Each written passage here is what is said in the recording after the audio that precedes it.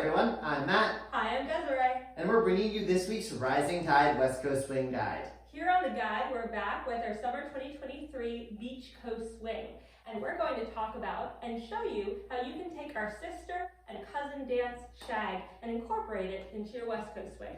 So tonight, we thought we would do a cutoff variation on a move that is very popular in West Coast Swing right now, but can also incorporate some shag styling. So let's show it to you and then break it down when you follow.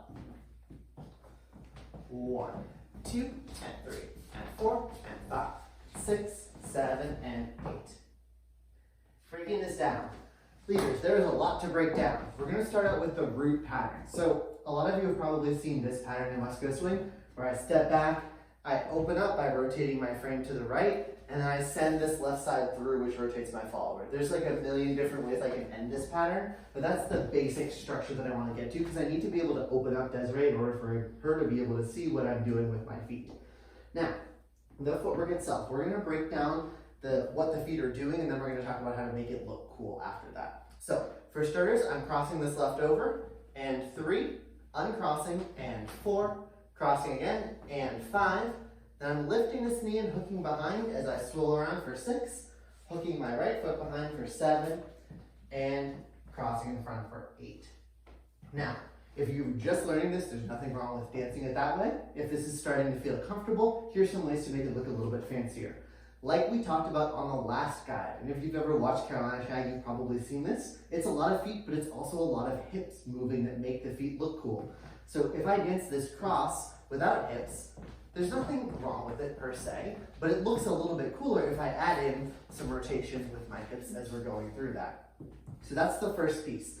Second piece is those Roger Rabbits at the end. So 1, 2, and 3, and 4, and 5. The other thing you've noticed if you've watched Carolina Shag is that everything from the waist up doesn't move.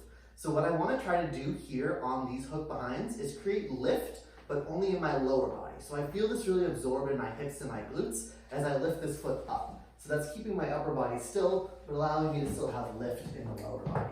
Okay, for my followers, remember that this root pattern is a very simple 1 forward, 2 on the diagonal, and then straight here or perpendicular to your slide. So when we're thinking of that, we're taking our step forward, diagonal, and then we're going to syncopate the rhythm with an and 3, and 4, and 5. And as Matt has said, the hips are really important to making this look like we want it to look. So we want to go with the hip forward, the hip back, and the hip forward again. If you think about taking your hip movement forward and back, your footwork will follow because you're starting with your core, and it will automatically have the look that's generated from the body. So that's what we want to start with, followers. Be thinking 1, 2, and 3, and 4, and 5, but also thinking hips forward, hips back, hips forward. For those Roger Rabbits, what you're going to want to do is take the foot that is in front, up to the knee and pass through the knee behind you.